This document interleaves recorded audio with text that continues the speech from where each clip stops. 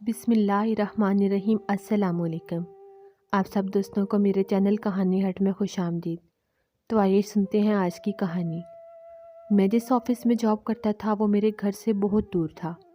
میرے پاس سواری نہیں تھی، اس لیے میں کبھی تو بس پر جاتا اور کبھی رکشے پر۔ بس سست رو سواری ہے، اس لیے میں اکثر آفس سے لیٹ ہو جاتا تھا اور باس کی ڈانٹ الگ کھانی پڑتی تھی۔ یہاں تک کہ ایک دن باس نے دھمکی بھی دے دی کہ اگر آئندہ وقت پر نہ آئے تو تمہاری سیلری بھی کٹ جائے گی۔ یہ بھی ہو سکتا ہے کہ تمہیں نوکری سے بھی ہاتھ دھونا پڑ جائے۔ میں نوکری سے ہاتھ نہیں دھونا چاہتا تھا۔ آج کل جس طرح کے حالات چل رہے تھے، ان میں سرکاری نوکری تو ایک طرف، پرائیویٹ نوکری بھی ملنا بہت مشکل تھا۔ میں نے بے شمار ایسے نوجوان دیکھے تھے جو اعلیٰ تعلیم یافتہ تھے اور ہاتھوں میں ڈگریاں لیے دفتروں کے دھکے کھانے پر مجبور تھے، لیکن نوکریاں نہیں مل رہی تھیں۔ میرے پاس اتنے پیسے نہیں تھے کہ میں نئی موٹر سائیکل خرید لیتا، چنانچہ میں نے یہ حل نکالا کہ ایک رکشہ لگوا لیا۔ چند دن تو رکشے والا وقت پر مجھے لینے آتا رہا اور وقت پر آفس چھوڑ دیتا، لیکن بعد میں وہ دیر سے آنے لگا۔ میں رکشے والے سے یہ وجہ پوچھتا تو وہ مختلف بہانے بنا دیتا کہ کبھی گیس ختم ہو گئی تو کبھی ٹائر پنچر ہو گیا، وغیرہ وغیرہ۔ آخر کار تنگ آ کر میں نے اس کا حساب برابر کیا اور اسے مکمل چھٹی دے دی۔ پھر میں نے ٹیکسی پر جانا شروع کر دیا۔ اتفاق کی ہی بات ہے کہ میں جب آفس جانے کے لیے گھر سے نکلتا تو مجھے وہی ٹیکسی والا مل جاتا جس کے ساتھ میں نے پہلی دفعہ سفر کیا تھا۔ اس سے میری اچھی خاصی سلام دعا ہو گئی تھی۔ اس کا نام شوکت تھا۔ وہ نوجوان اور میرا ہم عمر تھا۔ باتونی بھی بہت تھا، لیکن میں نے کبھی اس کے بولنے پر برا نہیں مانا تھا۔ باتیں کرنے سے وقت بھی کٹ جاتا تھا۔ اس روز اتوار تھا، یعنی آفس سے چھٹی تھی۔ میری بیوی تنزیلہ ضد کر رہی تھی کہ اسے پارک گھمانے پھرانے لے چلوں۔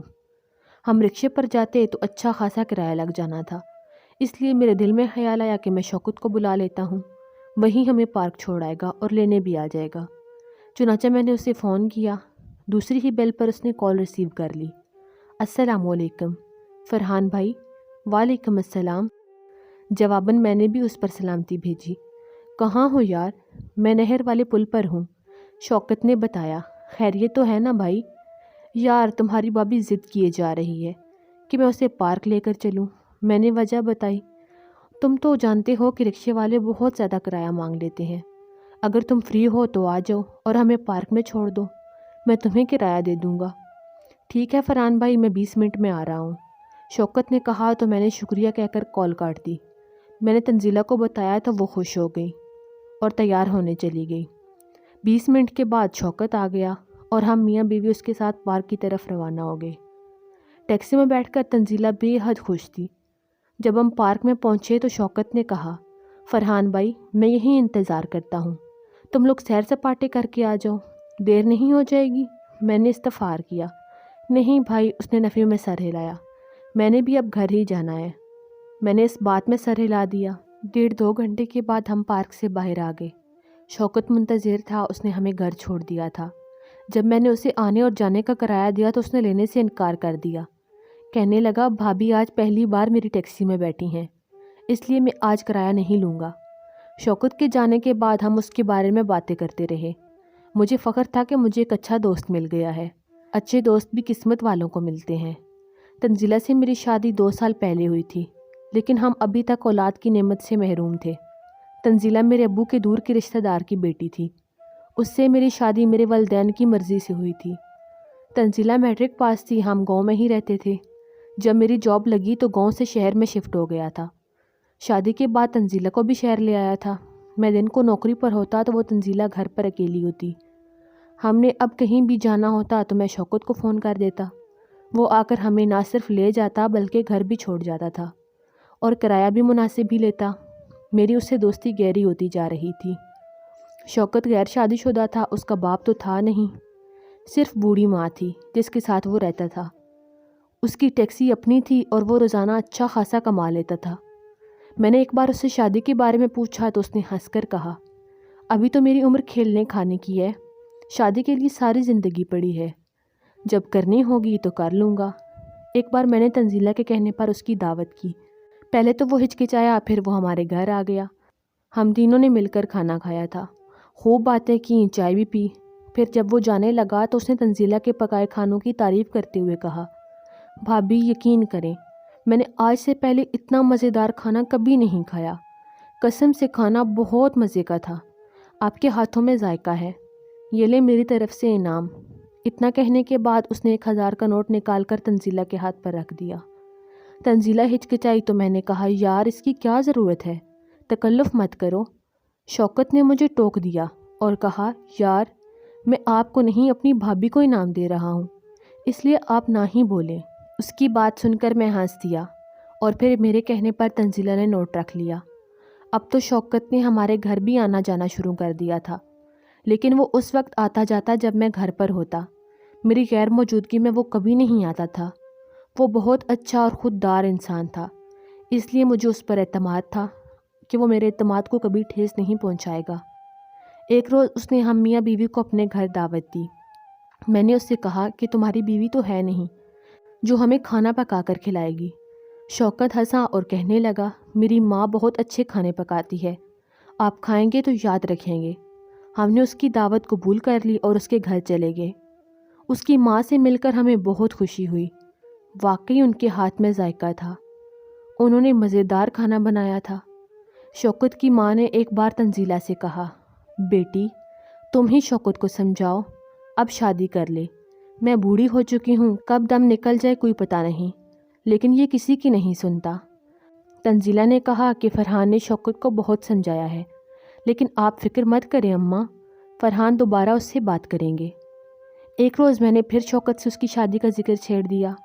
اس نے کہا، میں شادی اس لڑکی سے کروں گا جس میں بھابھی جیسی خوبیاں ہوں۔ اگر آپ کی نظر میں ایسی کوئی لڑکی ہے تو بتا دیں، میں شادی کرنے کے لیے تیار ہوں۔ میں نے کہا، ٹھیک ہے، ہم اپنی پوری کوشش کرتے ہیں کہ تمہیں بہت اچھی لڑکی مل جائے۔ شوکت راضی ہو گیا اور ہم نے لڑکی کی تلاش بھی شروع کر دی۔ میں نے میرج بیورو والوں سے بھی بات کی، انہوں نے کئی خوبصورت لڑکیوں کی تصویریں دکھائیں، خوبیاں بھی بتائیں، لیکن شوکت کو کوئی لڑکی پسند نہیں آئی۔ مجھے حیرت ہوئی کہ اتنی ساری لڑکیوں کی تصویریں دیکھنے کے باوجود اسے کوئی لڑکی کیوں نہیں پسند آ رہی۔ اگر اسی طرح چلتا رہا تو پھر تمہاری پسند کی کوئی لڑکی ملنا مشکل ہے۔ میں نے کہا، میری مانو تو ان لڑکیوں میں سے کوئی پسند کر لو، لیکن شوکت نے انکار کر دیا۔ وقت گزرتا رہا اور ہم اس کے لیے لڑکی کی تلاش جاری رکھے ہوئے تھے۔ ایک روز میں عشاء کی نماز پڑھ کر مسجد سے نکل رہا تھا کہ مجھے مبشر صاحب نے آواز دی، فرحان میاں میری بات تو سنو۔ میں رک کر ان کی بات سننے لگا۔ وہ ہمارے محلے میں ہی رہتے تھے، بزرگ تھے اور پرہیزگار آدمی تھے۔ فرحان میاں، یہ جو ٹیکسی والا لڑکا تمہارے گھر آتا ہے وہ تمہارا کیا لگتا ہے؟ مجھے حیرت ہوئی کہ انہوں نے کیوں پوچھا، تاہم میں نے جواب میں کہا، چاچا جی وہ میرا دوست ہے، لیکن میں اس سے دوست کم سگا بھائی سمجھتا ہوں۔ مبشر صاحب نے سر ہلانے کے بعد سنجیدہ انداز میں کہا، دیکھو میاں، مجھے کہنے کا حق تو نہیں لیکن کہہ رہا ہوں کہ رشتے سگے ہی اعتماد کے ہوتے ہیں۔ مجھے تمہارا یہ دوست مشکوک لگتا ہے، اس سے بچ کر رہنا۔ میں نے ان کی بات ہنس کر ٹال دی اور کہا، چاچا جی آپ بے فکر رہیں، آپ اسے جیسا سمجھ رہے ہیں وہ ایسا نہیں ہے۔ مبشر صاحب نے مزید کوئی بات نہ کی اور سر ہلا کر چلے گئے اور میں گھر چلا آیا۔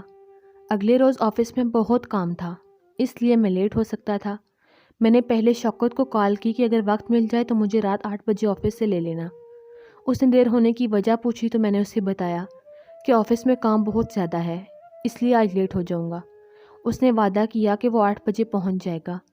پھر میں نے تنزیلہ کو بھی فون کر کے بتا دیا۔ وہ مجھ سے بات کر رہی تھی کہ اچانک مجھے فون بجنے کی آواز سنائی دی۔ میں چونکا اور تنزیلہ سے پوچھا، یہ فون کس کا بج رہا ہے؟ پہلے تو وہ گڑبڑا گئی، پھر کہا ٹی وی چل رہا ہے، اس میں فون بج رہا ہے۔ اوکے، میں نے یہ کہہ کر فون رکھ دیا اور کام میں مصروف ہو گیا۔ ٹھیک 8 بجے شوکت مجھے لینے آ گیا اور میں کام سے فارغ ہو کر اس کے ساتھ ہی گھر کی طرف روانہ ہو گیا۔ کام کی وجہ سے مجھے بھوک بھی بہت لگ رہی تھی۔ گھر پہنچ کر میں نے شوکت کو بھی کھانے کی دعوت دی، لیکن وہ یہ کہہ کر چلا گیا کہ اسے ضروری کام سے کہیں جانا ہے، اس لیے وہ پھر کبھی کھا لے گا۔ اس کے جانے کے بعد میں نے کھانا کھایا، عشاء کی نماز پڑھی، تھوڑی دیر ٹی وی دیکھا اور پھر سونے کے لیے بیڈ روم میں چلا گیا، جبکہ تنزیلہ ڈرائنگ روم میں بیٹھی ٹی وی دیکھتی رہی۔ اس کا پسندیدہ ڈرامہ لگا ہوا تھا، وہ ڈرامے بڑے شوق سے دیکھتی تھی۔ نہ جانے رات کا کون سا پہر تھا کہ میری آنکھ کھل گئی۔ میں نے کروٹ بدلتے ہوئے تنزیلہ کی طرف دیکھا تو وہ بستر پر نہیں تھی، شاید واش روم میں ہوگی، میں نے سوچا اور سونے کی کوشش کرنے لگا۔ جب کافی دیر گزر گئی اور تنزیلہ نہ آئی تو مجھے حیرانی ہوئی۔ وہ واش روم میں کبھی بھی اتنی دیر نہیں لگاتی تھی جتنی آج لگائی تھی۔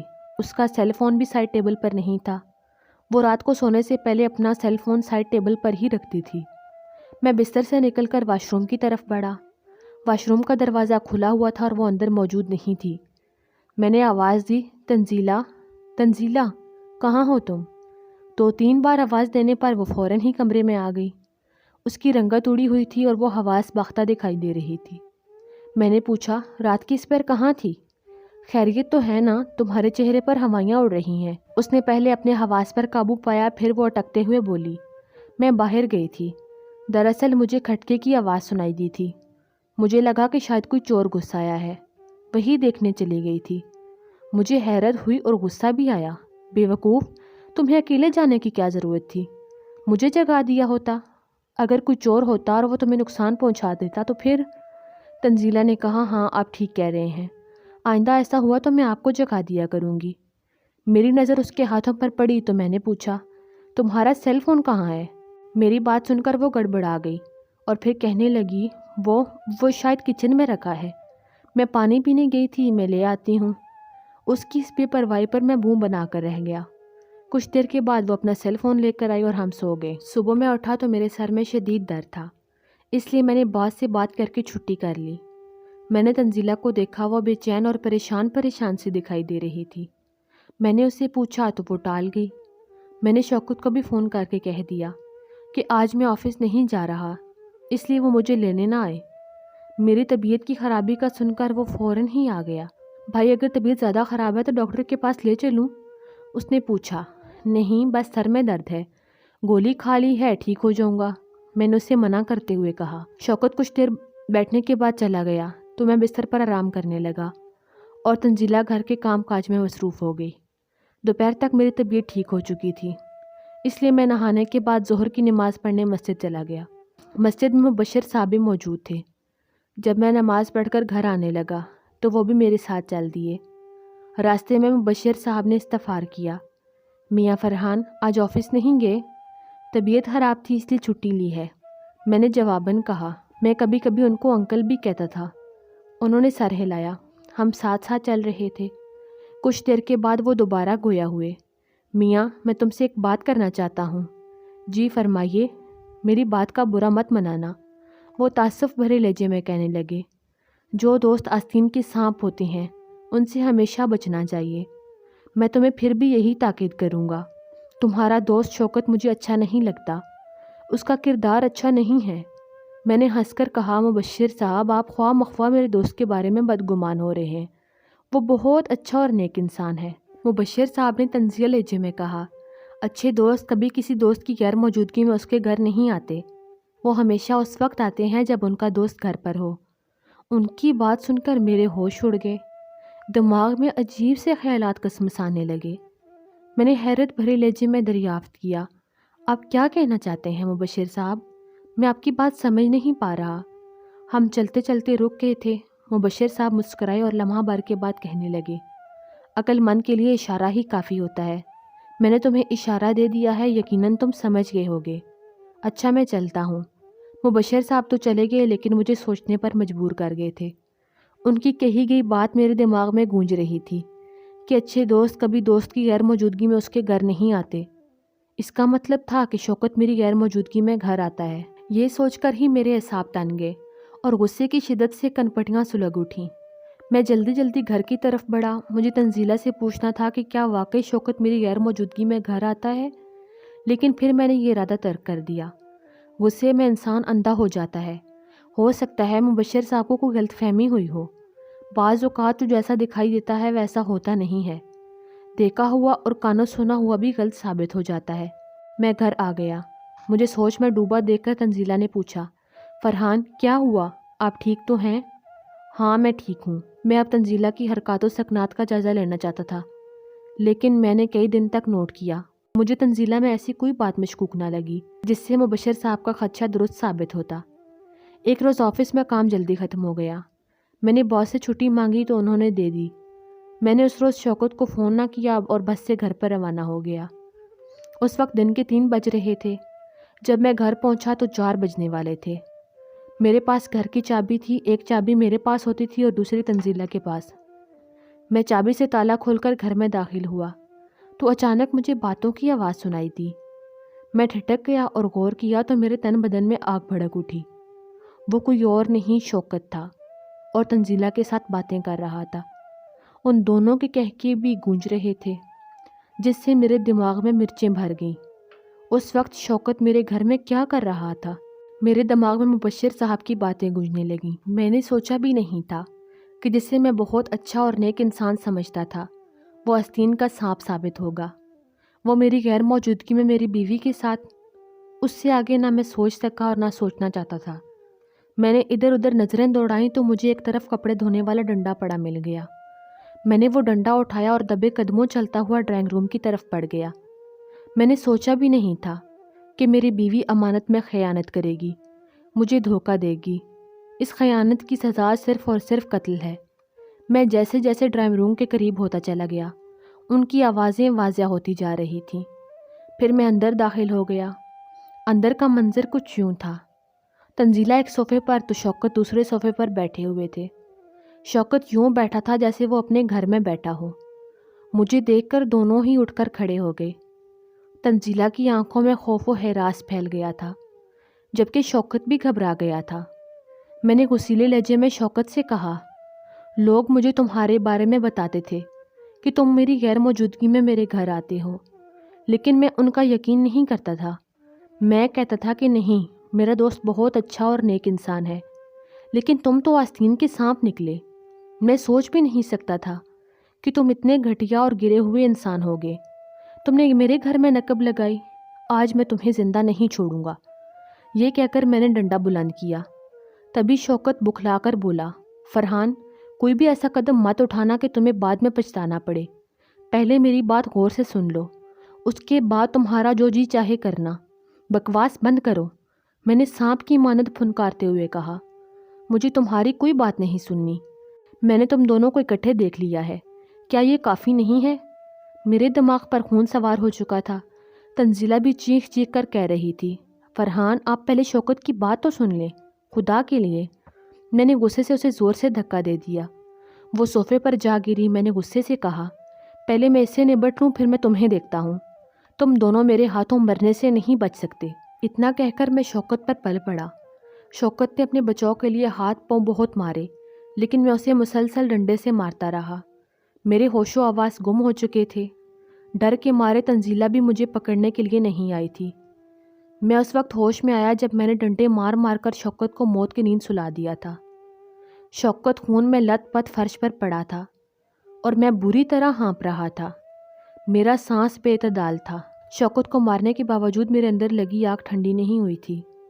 میں نے تنزیلہ کی طرف دیکھا لیکن وہ ڈرائنگ روم میں موجود نہیں تھی، شاید وہ بھاگ گئی تھی۔ میں باہر نکلنے ہی لگا تھا کہ اس وقت بہت سے لوگ آ گئے اور انہوں نے مجھے پکڑ کر پولیس کے حوالے کر دیا۔ شاید تنزیلہ نے ان لوگوں کو مدد کے لیے بلایا تھا۔ پولیس نے مجھے عدالت میں پیش کر دیا۔ عدالت سے مجھے عمر قید بمشقت کی سزا ہو گئی۔ اس وقت مجھے بہت افسوس ہو رہا تھا کہ مجھے انتہائی قدم اٹھانے سے گریز کرنا چاہیے تھا۔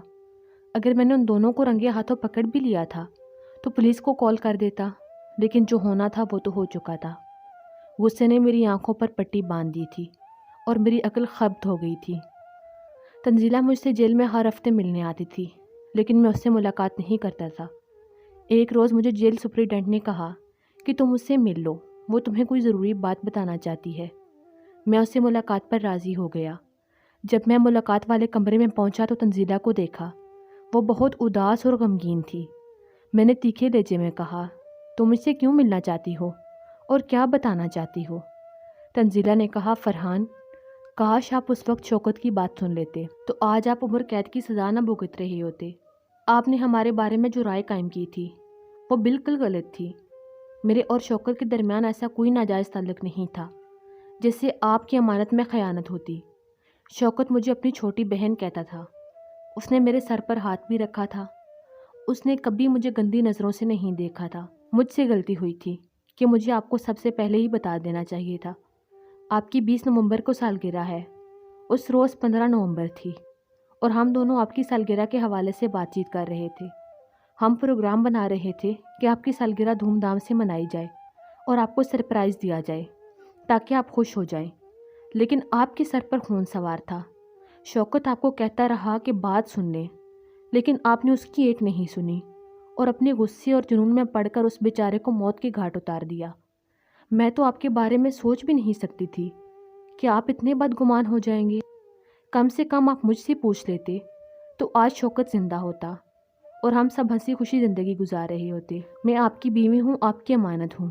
وہ اور عورتیں ہوں گی جو اپنے شوہروں کی امانتوں میں خیانت کرتی ہیں، میں ان عورتوں میں سے ہرگز نہیں ہوں۔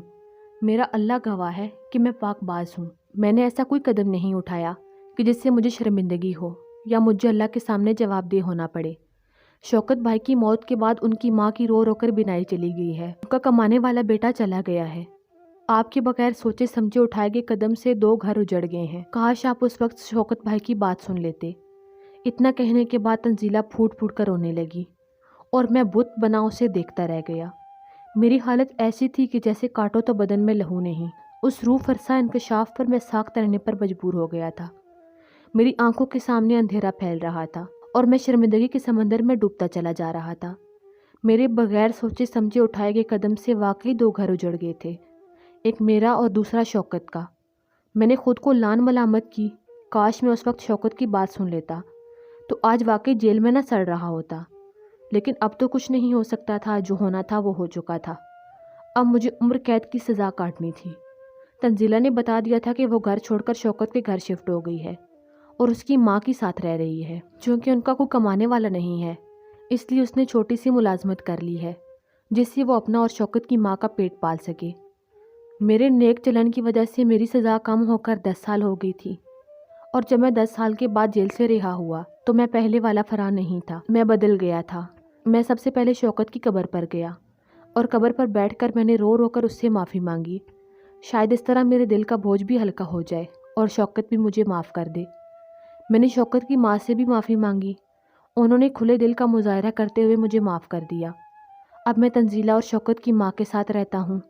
مجھ سے جو ہو سکتا تھا میں نے کیا کہ شاید اس طرح میرا اللہ مجھے معاف کر دے۔ میں سوچتا ہوں کہ بہن بھائی کا رشتہ بہت مقدس ہے، ضروری نہیں کہ ہم جو دیکھتے ہیں وہ صحیح ہو۔ بعض اوقات آنکھوں دیکھی چیز غلط بھی ہوتی ہے، جس طرح میں شیطان کے بہکاوے میں آ گیا تھا اور ایک جیتے جاگتے انسان کو موت کے گھاٹ اتار دیا تھا۔ کوئی بھی قدم اٹھانے سے پہلے تصدیق کر لینی چاہیے، ایسا نہ ہو کہ بعد میں آپ کو بھی میری طرح پچھتانا پڑے۔